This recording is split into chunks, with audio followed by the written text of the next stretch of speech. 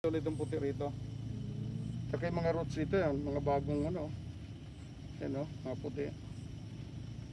Yan ang ano namin na. Oo nga, no? Nakikita mo rin ba pag sa sample tayo may white? May white din.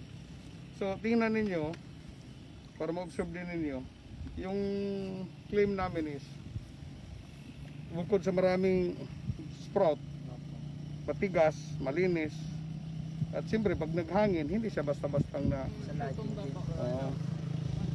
At yung isa pa, yung zero pesticides talaga kami. I-observe ninyo. Anyway, magbantay naman kayo eh. Opo. Hindi kami maglagay ng pesticides kahit 1%.